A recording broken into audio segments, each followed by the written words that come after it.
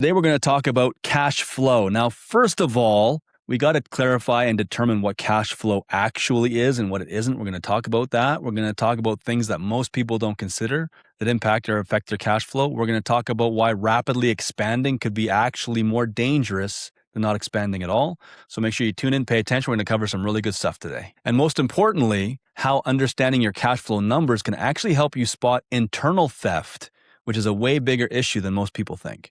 I'm Dennis. And I'm Greg. And this is the More Profit, Less Stress podcast, where we provide the tools for more profit and less stress in your business now so you can turn into a valuable asset later. Welcome to the More Profit, Less Stress podcast. I'm Greg Forzani with Dennis Taekema. And today we want to talk probably a very common thing business owners stress about, cash flow issues. We should define for people what we mean by cash flow, because quite frankly, all over social media, you hear cash flow is king. Cash flow is king. You want cash flow, get cash flow. And I don't think anybody ever sits down to say, hey, look, guys, there's what cash flow actually is. It's not some buzzword that just gets thrown around. Simplest explanation would be take your accounts receivable. So that's revenue. Amount of money coming in. And money coming in, and that's revenue. And subtract your accounts payable, which is stuff you pay, and that's lumped in basically as either cost of goods or operating expenses. And we use those words specifically because I think too many businesses and too many accountants and bookkeepers actually lump cost of goods and operating expenses together and just call them expenses. So we define those separately, different podcast, different day. So take your accounts receivable, subtract your accounts payable, and what's left is cash flow, right? Now, that's not totally true because cash flow is, you got to add another layer of complexity. It's when did my accounts receivable come in, so the revenue, and when did I pay my accounts payable? And we're going to get into that with our third. Top five. We're going to in the top 5, and the third reason we'll dive more into this. So I'm going to hit pause on that definition because in point number 3, we're going to expand on that definition. Well, here's how I explain it to clients. Your profit plan, where your financial statement is laid out, tells you whether or not you're profitable. So if I'm not showing a positive net profit after fair market salary, after everything else, well, I consider that to be an unhealthy heart. Your body's got 2 components. One is your heart. How healthy is your heart? The higher the net profit, the higher the health of your heart. I can afford every month, I've got profit there. Cash flow is blood supply. So I'm going to have situations where not every business is cash upon transaction. Walmart, as a consumer, is cash upon transaction. I buy it, I swipe, that's on transaction. There's clients that I work with who've got 45-day terms, 90-day terms, 6-month terms. I had one client who signed up for a 6-month term. So for me, cash flow is when that money hits your bank account overall. If I don't have any money coming into my bank account, I don't have any blood. I'm dead. If my heart isn't healthy, but I got tons of money coming into my bank account, my business is still dead because eventually the heart's going to fail. So my interpretation of cash flow is the flow of money coming through the business. P&L tells me how healthy I am in general. Yeah. Good explanation. Okay. So 5 reasons you may be experiencing cash flow issues. And maybe in a simple explanation is cash flow is just, I got money coming in, I got money going out. Is there more coming in than there is going out, which means you get to keep some. That's profit. The other part of it would be how that if you owe money and you haven't got enough money coming in to pay it, you're gonna have cash flow struggles. So we're in these 5 reasons, but it's just cash in bank, cash on hand, right? 5 reasons, and we're gonna actually do these in the order that's most critical or common. So number 1, by far and away, number 1, if a company has cash flow issues, without question, the top reason is they're just not profitable. On their P&L, we call it a profit plan, they're not profitable. So you got accounts receivable coming in, so that's revenue. You got your accounts payable, so that's cost of goods and expenses. Once you subtract those 2, is there a profit left? If there's no profit left, you're not profitable. You're absolutely going to experience ongoing cash flow issues. Now, we even take that a step further, and Dennis and I break that down with clients right into a transaction. Mm-hmm. On one transaction, are you profitable? Like, we calculate what you sell the transaction for, that's the revenue, subtract the cost of goods on that transaction, and subtract the operating expenses on that transaction. Now, someone might listen to this and go, well, how do you calculate operating expenses on a transaction? That's easy. We figure out what your operating expenses are as a percentage of your revenue, and we apply that percentage to the transaction, which, by the way, different podcast, different day. Number one reason you have to separate expenses into cost of goods and operating expenses, because then on a transaction, you can take that cost of goods, figure out what gross margin percent you need to make, because that gross margin percent needs to be greater than your operating expense percent to make a profit. If you're not doing that on a transaction, you're underwater. Yeah, and another way to look at it is every service or item that I sell has to pay its share of the rent. Yeah. It just has to. So like whether I'm selling a door or a full-on house renovation, it doesn't matter. Does the individual transaction pay its share of the rent? If none of my all other operating expenses. That's what I'm saying. Like, yeah. So not specifically rent, guys, is only that portion of your P&L. Rent, I mean the entire cost of operating the business. Each transaction has to pay its share of that overall cost of paying everything. And if I'm short like 1%, 2%, 3%, well, I might not notice that in the overall flow of the cash immediately, but I'm going to see that in the flow of the cash down the road. It becomes micro damage along the way. Yeah. And to add to that, and that's even things like if you buy a pen for your office, every transaction's got to pay a portion of that pen over the life of that pen. Like it's that simple. It's that common sense. And to Dennis's point, to kind of conclude that is, if you lose, like he said, 1% every single transaction over a period of time, you may not feel that pinch, this month, you may not feel it next month, but 12 months from now, 15 months from now, 18 months from now, you're going to start to get to a point where if you're losing a little bit of money on each transaction, you're going to lose money over a year, and then you lose money over 2 years. And at some point, whatever nest egg you got or whatever backup fund you got or emergency fund or worse, operating line, if you have an operating line, let's say the bank says we'll give you $100,000 operating line, and you're chewing into that operating line thinking it's just a cash flow timing issue, but it's actually a profitability issue. You're going to chew into that $100,000 or whatever it is. And when that's tapped out, the bank's going to, that's hell on wheels. The bank's just going to shut you down because your ratios will be out of whack. And then that's actually, on a side note, why are we doing this podcast? If you're a business owner and you know anybody in your life that's ever experienced the bank calling the loan on a business, just ask them what that was like, and do everything in your power to learn from that story and not put yourself in that situation, because it's horrific. You just don't want to go through that. Not many people can handle that. So profitability on every single transaction is what we're saying adds up over time. That gets you out of cash flow issues. Number 2 reason, and this actually, I think a lot of people would think this is the number 1 reason, but Dennis, what's the famous line when someone's not making money? What do they always say? I just need to sell more. Yeah, go increase revenue, right? So for the most part, we disagree with that comment. However, there are instances where that can be the number 1 reason you're having cash flow issues. And those instances are, you have a business where it's either usually it's because it's like really new. It might be an established business that's just done a not so great job of establishing. The revenue's not very high. But the bottom line is your revenue's so low that even with the bare bones expenses, like just like minimum rent, used cheap truck, cheapest staff, whatever it is, like everybody's working more than 40 hours a week. You've really done a good job of spending the least amount of possible money to operate your company. All that's great. Just your revenue's just not high enough. That does exist. I lived that.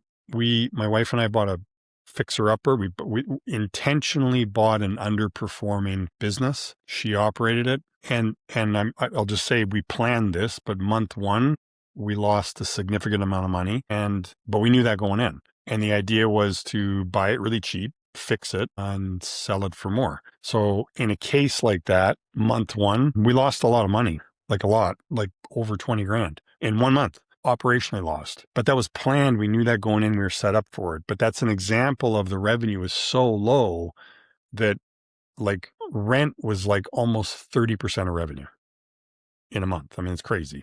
Anyway, you can go on from there. So there are cases like that. And yes, we understand in those cases, it's all hands on deck, got to get the revenue up. Or could be all hands on deck. making some really hard decisions about how you think you should operate. Like maybe you're running a business where your rent is really cheap, like you got a great deal on rent, but maybe at the end of the day, it's a business that shouldn't operate out of a space like that. You should operate out of your house. It's an example. Well, there's different things that go into that. Number one, when you're starting out anything or buying something that's failing, that's a different conversation than if you're established and you're running into cash flow issues. So like there's ages, phases, and stages. Like I call that what you're talking about, infancy of a business. Whether you're buying something that's established and failing or starting something, you're going to have different pains in infancy while you're growing that thing. If you've been around for 10, 15 years and you're running into cash flow issues, that's more what we're addressing at this point. If I've been in this for 10, 15 years and suddenly the cash isn't quite coming in, well, now you have a situation of, do you need more revenue per transaction? Do you need more transactions in general? Is the current thing that you're selling no longer in season and you got to completely shift into a different sort of business? Are you analyzing it from that perspective? And then if my revenue is not, my expenses are exceeding my revenue, what decisions did I make before that led to this problem? Because it's not it started today thing generally. It started 5-6 years ago thing, and it's finally coming to roost. And you're just making me think of a really simple example. Again, back to like Dennis just said, if you're in that situation, you're either brand new, that's okay. You got to grow revenue for a few years to catch up. That's fine, to be expected. You got to plan for it. But if, like he said, if you're established and you're experiencing this, then there's lots of cases where, like we said about the rent, maybe you shouldn't be in a space like that. Maybe it's, then if you bought a brand new truck, you shouldn't have bought a brand new truck. You should be buying a used truck. But there might be cases like, I know this sounds simple, but you're a coffee shop and you're stubborn and you think you should only sell coffee. But maybe a successful coffee shop should also sell food and snacks and whatever else. So you got to make that decision to add that stuff, right? That's just a simple example. Okay, so third reason you could be experiencing cash flow issues, and we kind of touched on the very beginning. So your revenue comes in and your cost of goods and your expenses, you got to pay. You got to pay those before you collect the money from the revenue. So simple example, you're in a business like a trades business or sometimes office businesses, whatever, professional businesses. You do a transaction in a month, say the month of April, and you give the customer payment terms. Or you give the customer leeway that you send the invoice when the job's done and then they drag their feet and take time to pay you. So whether it's intentionally giving payment terms or not, or you're a trades company and the general contractor's like, hey, we're going to take 90 days to pay you. Yeah, you did the job, but it's going to take 30, 60, 90 days to get paid, to get the money. But when you did the job, think of the cost of goods. You bought the cost of goods before the job. If whoever you bought the cost of goods from, so say there's materials, if they give you no payment terms, now you got to pay for those cost of goods pretty much the day they arrived on the job. Customers waiting 90 days to pay you. What about the labor and the cost of goods? Well, your staff's not going to give you like, hey, pay me in 90 days. Your staff wants to get paid. If they work for you, they want to get paid right then. So you got to pay right then for them. But if some of that labor is sub-trades, if your sub-trade says to you, I want to get paid now, or they want to get paid in 30 days or 2 weeks, but your customer's paying you in 90 days, you got a cash gap. Now think operating expenses like rent and utilities and marketing and all that kind of stuff. Generally speaking, you got to pay the month of the transaction. So if your customer's paying you long after you pay those, you're going to have a cash gap. Even if, point number one, you're profitable on the transaction, if you're still profitable, you're still going to have a cash crunch if you don't have some kind of cash reserve to fund that difference. Or you got to align your terms. We have an actual tool for that. We get in and get into great detail about it and line everything up to say you got to, like an actual call to action, do this, do this, do this, do this, with your payment terms to make it all line up so you got no cash flow issues. I know we had a client in the trades business where he got sucked into 2 massive jobs for over $300,000 each. He allowed those customers to pay him in 90 days to get the jobs. And then he had to pay all his cost of goods and his operating expenses the month of. And now he has, $660,000 in outstanding receivables. And those 2 big companies, I believe, intentionally dragged their feet to do that. So that's $660,000. Oh yeah, for sure. It's a hardcore strategy. Yeah. So you got to, if you're in any kind of business and your customer's hammering you for long payment terms, and I know you work with a lot of trades, so you can add to this, but in my opinion, if your customer's hammering you for long payment terms you actually got to step back and ask yourself why. Like if Mhm. you're having to pay your sub-trade short payment terms and your staff and your operating expenses and your materials and your customers demanding long payment terms, ask yourself why. Is it a strategy to get you desperate? Because if you get desperate for cash, you'll call them up and say, hey, if you can pay me right now, I'll give you a 15% discount. And then all of a sudden, boom, you got a payment. But that 15% is probably more than your profit. So now you're losing money. Now you're back to reason one, you have cash flow issues, you're not profitable. Well, and what I find interesting, and everybody can look this up on their state, province, whatever, look at what your legal ability to lien a project is. And then look at the payment terms most people put you under, and most payment terms exceed the lien window. Yeah. So it's a strategy along. Now, there's two parts to the reason why they do that. Number one is there's enough people that aren't any good at what they do that they're trying to save the cash to cover the fact that you're probably going to screw up. Yeah. And I see this with clients, and I pump the brakes as fast as I can the moment they say, I'm going to discount this whatever to get in the door and they'll give me more work. Well, they've already counted on the fact if you're the lowest bid, chances are you're not going to make money and you don't know what you're doing. So now I'm going to give you the terms that extend past your legal window to do any damage to me. And I'm going to force you into negotiation past that. And by the way, I got higher priced lawyers than you do. When we go the distance, if this ever gets to court, you're probably still going to get a whole lot less than what you set up for. And most small guys can't afford the legal bills and everything else. So a lot of these cash flow terms that you're being put into are specifically designed not to be in your best interest. And just again, ask yourself if they stick to their guns on. So to Dennis's point, let's pretend it's like, I think it's anywhere from 30 to 60 days, depending where you live, right? That you sometimes can put a 90 lien on the. Sometimes 40, 45 days is the longest term I've seen for a lien.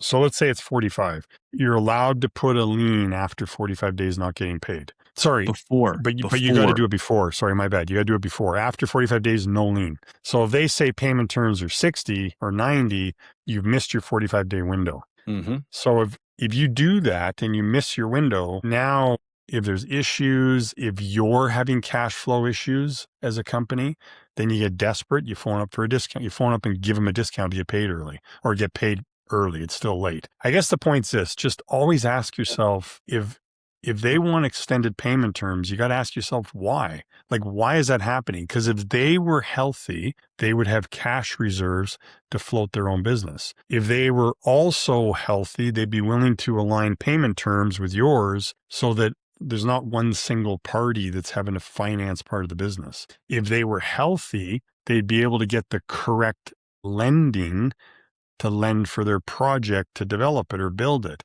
So there's so many things that come into play that for me, massive red flag when they will not work with payment terms within that lean time window. Like to me, massive red flag. They're actually looking you in the eye saying, this is what we need to do. And yeah, there's a really good chance we're going to screw you. Or they're just not healthy. If they're not healthy, what happens when they go down? They go bankrupt, they don't pay you.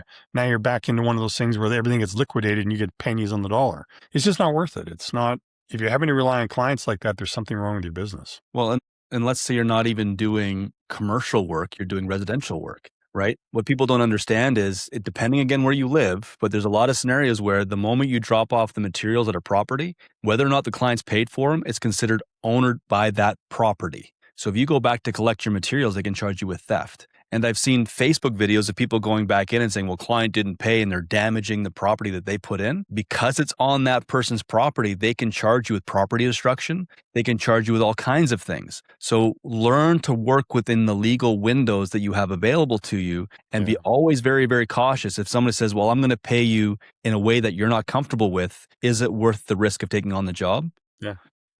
So be very aware. Very, very. There's an epidemic no one's talking about.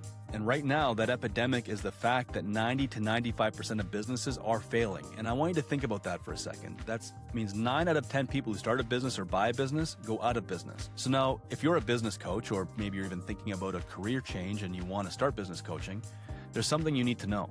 Most business coaches think their biggest problem is getting clients, and they're wrong.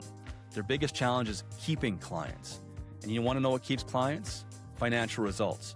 Not breakthroughs, not clarity sessions, not feel-good kumbaya stuff, but cold, hard cash. And here's the proof. You see, we track the cumulative results across every single client in our program. And 94% of the people using our curriculum pay themselves a fair market salary as well as a very healthy net profit. That's 94% of them. And we're fighting this epidemic, and we want your help to make a real difference in small business success around the world. That's why we're licensing our proven curriculum to coaches, mentors like you, and advisors who actually want to get their clients paid. If you're interested in learning more, you can just simply click the link below. Okay, number 4 reason. You're spending more.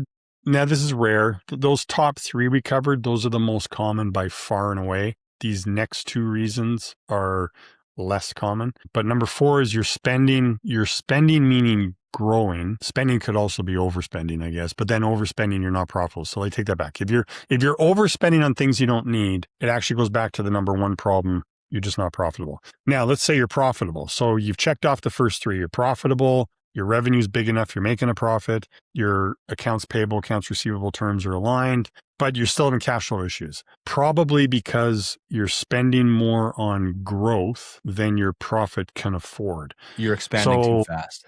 Yeah, you're expanding too fast. Exactly. So, and that's, as long as that's calculated, if it's calculated expansion and you've crunched the numbers properly and you know you're not putting your company at risk and you can afford it and all that stuff, great. The good news is, if you don't have the cash to do it on your own, if you're profitable, super easy to go to a lender, give them your business plan with the numbers and show that this expansion is profitable and is a good idea. You're just short on cash to fund the expansion, but it is a profitable expansion. You'll easily be able to get money from a lender.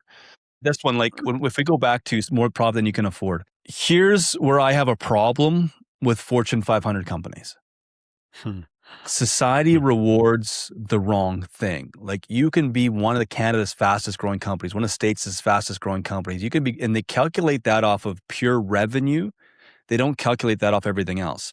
Now, there are business models where that's important. Zappos Shoes was one of those. There's other businesses that expand really, really fast to acquire a huge chunk of database, and then they sell that database for a profit, but the company itself has never been profitable. The vast majority of people listening to this are not in that business model. So you can expand too fast by saying, well, this one location I have does this. If I get 3 more, I'll do 3 times better. But that's uncontrolled growth. And another word for uncontrolled growth is cancer. If you grow too fast without a proper plan and the money doesn't come in, now you're facing a Charter 11 bankruptcy. Now you're facing all kinds of things because you had more bills than income for a while, and it just grown to the situation you can't control. And I've seen very, very successful companies suddenly closing or liquidating locations across the board because they went too fast into markets that weren't ready for them. And they just thought that all they had to do was go put more in place to bring in more money. When the reality is they should have made sure that they grew it slower, one location at a time, get that profitable, then go on to the next, not move to 15 or 20. And I think the biggest culprit of this is probably franchises. They come up with a franchise license and a franchise agreement, and they go, I got to go sell 100 locations. But each location struggles and never makes any money. Crazy. So much to say about that. It would take too long. Well, we have several podcasts on it already. But you go back to the FGL group. You have expansion that happens through calculated acquisition. Very calculated. That's different than expansion happening for the sake of expansion. Just because I've got one profitable gym doesn't mean I'll have 25 profitable gyms. You have to do it calculated. If you're expanding too fast, it's going to catastrophically destroy you, probably faster than not expanding enough. Absolutely. And just to kind of, add to that point, have you experienced where you've met people and they've won some kind of like top 40 under 40 or top 30 under 30 or such and such city or town business award or whatever, right? Like those awards, which are great. It's great people win these awards. But like, do you ever start asking those people questions, get to know numbers to literally find out or realize like they're not profitable? What's the determining factor of these awards? It's just like, revenue. Have you experienced that? Yeah, it's just revenue and speed. Like, that's all these awards are calculated on, because they consider everything else but no revenue to be subjective, right? It's incredible. So the only number they go off is revenue. I am shell-shocked over 16 years of doing this, how many people I know of where they won these awards. And I know, like they're not, like when they won the award, they weren't profitable. They're just, like, it's wild that like what society's judging, how it's judging this stuff is crazy. It actually is just validation about the whole stat. 95% of businesses are failing, right? The measuring stick they use to judge this is the wrong Well, stick. I've got a client we did a podcast with, and if you were to look at his business from a revenue standpoint, I failed him because one of the very first things we did was we cut revenue.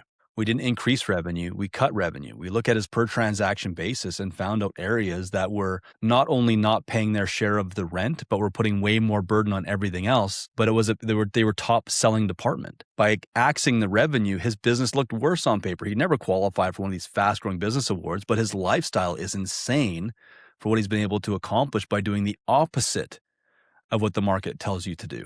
Where a lot of these guys, like you look at Fortune 500 companies, and I'd be curious to run an AI search on it and find out how many of them are even around 5 years after they got the award. I can't imagine it's very many. It's amazing. It's I'm thinking recently, I think we just did a social media post on this recently, but like just a couple of months ago, had a call with a restaurant owner in the US before Christmas had a call with a restaurant owner in the US that was looking for help, all the things we're talking about today, cash flow issues. So I actually went through this list with him on the strategy call. And he's like, okay, I agree. I want to work with you, but I'm going to wait till after the holidays. And this was in like October, November we met. So we're waiting until after the holidays. So then I follow up after the holidays, no reply. I wait another month, no reply. Another month, no reply. And then like literally the third follow-up, which is by about March, because I followed up once a month. I'm like, hey, my last follow-up, I'm not here to bug you. I know you're totally stressed. You're losing money. I know your situation. I can help you out of it, but I'm not going to bug you. This is your life. Yeah. So he finally, after that one, replied and said, I'm not interested anymore because I had to close the business. Now, the point is, the story we're talking about, when we met, he was losing money. Business wasn't doing well, but he actually was known in his industry as an expert and was flown into a totally different city to do a presentation at a conference on how to succeed in that industry. Wow. Like, and I'm not saying this to slight the guy, but we're going back to that top 40 under 40 or win this award or like, wow, they're really missing the point on how to measure a successful business in so many cases. Yeah, and and revenue is an ego metric. Like there's lots of clients I've been looking at or we've talked to as well who had a certain level of expansion at some point and it made their life worse. And they never want to go back to that level again because again, the way they expanded was incorrect. Yeah. So to go back to the point about point 4, they're spending more on growth than what the business can successfully bring back. Yeah. So it's a big thing to consider as you guys are growing. Don't grow for the sake of growing. Grow intelligently and smartly, and you won't have those cash flow issues. Yeah. And then number 5, simple reason, short one, could be theft. And okay, I take this back. It is a simple and short reason, and I shouldn't undervalue it because I'll share one example that was a big one. But theft can be a thing, right? You could have, if you have like a retail store, people, customers or staff could be stealing stuff from the store, and that adds up. If you have, well, it could be staff. Yeah. You have anything like a service, your, staff are stealing fuel, like they're using it for all their vehicles instead of, I had one client in the trades, back to earlier, you talked about, I remember this podcast or the other one, but breaking up expenses on the operating side to know what's going on. Fuel got isolated, and then we watched the number and we're like, well, this doesn't make sense for the number of trucks. So dove in, checked, and one employee's credit card was 4 or 5 times the other employee's fuel because he was doing truck, personal vehicle, wife's vehicle, 2 kids' vehicles. Wow. All of them, all on the company credit card for gas. Like they were timing when they would go to the gas station so everybody would just take the card. Like, it's crazy, or it's theft. So that's a big one. But I will share one example where theft can be a massive deal. Is we took on a new client, they bought the business from somebody else, established business. And as you know, in month 1, we dive into the numbers, rearrange them, all that stuff, figure out the profit plan, then get in the pricing tool. To do the pricing tool properly, we need the profit plan all organized properly, rearranged like we do it. So we start doing all that in month 1, and the owner of the company is going to the controller of the company. So when they bought the company, the staff came with it, which was great. One of the staff members was the controller, so accounts receivable, payable, all the bookkeeping kind of stuff, and starts asking for these numbers because we want to rearrange the P&L. And the staff member's fighting it. And I'm like, this is a little odd. So then the owner's like, well, I need to do this. And finally the staff member says, they had to go back and forth like 3 or 4 times. The owner kept coming back to me saying, well, the staff member says they got it under control. I'm like, no, I'm looking at your current financials. It's not under control. We're going to rearrange it. So finally, the staff member says to the owner, you're paying me to do this job. Let me do my job. You go do owner things, go sell stuff. And the owner came back and told me that. And I'm like, no, I smell a big rat. So then that led to some other things we looked at, which led to, and they only own the company for maybe 2 months at this point, but that led to discovering that this staff member had stolen $450,000 from the previous owner over, I think it was like 7 years. They tracked it. Like we're talking jail, right? That's massive financial fraud. That's big theft. And by the way, your story isn't unique. I've had 2 clients who went through that. One client had a estimator / somebody's quoting the jobs for them, who he gave them a revenue target, but ignored the margin. And so all the prices were coming in below margin because he wanted a dollar volume of sales, not a dollar volume per transaction. To get a commission. Margin. Were they on commission?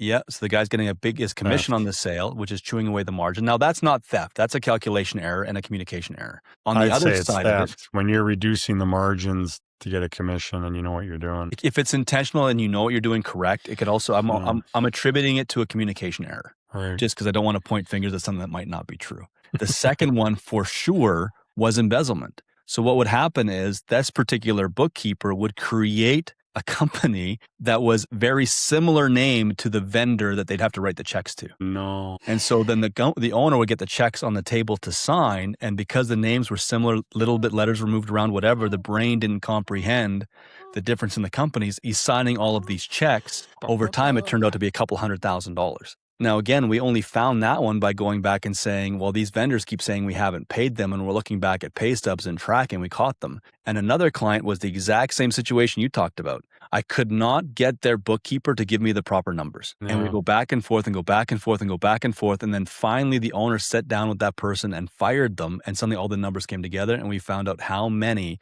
tens of thousands of dollars this non-for-profit was losing to this person embezzling. And then we found out it wasn't the first time this person had done it. So like theft in your business is a big deal, which is another reason you could be experiencing cash flow issues, is because you have people literally taking money out of your pocket and putting it into their own, hoping you won't notice. And chances are you haven't, because now you're experiencing cash flow issues when there wasn't one. Just to be clear, because I can picture a business owner, small business owner right now saying, that's why I do all my own books, accounts payable. That's not what we're saying. Because if you have other people doing other jobs and they're really good at it, and that's the job you're best at, great, do that. But if there's other jobs in the company that you can move the needle because you're better at that job, go do that job where you can move the needle. You just got to have checks and balances, and you just got to set your numbers up right. So if you get your thumb on the pulse of your numbers every month, all the time, then you'll catch this kind of stuff. And it's easily catchable, right? So we're not saying you got to do all that work, because it's probably not the best job you should do in your company. And you're probably not the best at it, to be honest. Yeah, that's the truth, right? Yeah, totally. Here's what we are saying. You have to know enough about your numbers to know when things are wrong. And most people don't know enough about their own numbers to know when things are wrong. And we shot a podcast on this a little bit before. There's another one you can go back and listen to, where we talk about how your accountant files things for taxes, not for you, how your profit and loss statement is designed for taxes, not necessarily for you. When you know your operational numbers, cash flow issues start to go away because you know what you can change. If you don't know your operational numbers, I guarantee you that's why you're finding cash flow issues. And please don't, if you have cash flow issues, go to, well, tomorrow will be better or next year will be better and I just need more revenue. That's not the solution if you listen to the 5 reasons we just talked about. On that point, twice I've had this now, where I've gone through clients and look at their numbers and we break them out when we're talking about cash flow specifically, and we found inside of the business completely unprofitable divisions of revenue. When we eliminated those unprofitable divisions of revenue without even having to sell more of something else, it fixed the cash flow problems because we were no longer trying to row in a leaky canoe. We patched the holes and suddenly the whole boat made sense again. Understanding the breakout of that too doesn't necessarily mean I have to go sell more. It could just mean I got to patch the holes. Yeah. And that, for clarity, could be divisions meaning products or services, could be divisions meaning locations. Mm-hmm. If you break your business down like that, then you'll find those. We had that conversation on a previous podcast with another client who opened up too many locations, and the one specific location was causing all of the problems. So it can be location based. It can be itemized based on your P&L. It could be maybe at the end of the day, you do have to get more revenue because you took out way too many high interest loans and you simply just don't have it anymore. But cash flow issues come from the 5 things that we talked about. So just start looking into those and you'll start to find your cash flow issues go away. Thanks for listening to the More Profit, Less Stress podcast. If you liked what you heard, be sure to subscribe or follow on your favorite podcast platform and leave a comment or review if you're feeling generous. To learn more about us and what we do, check out our website. Until next time, take care.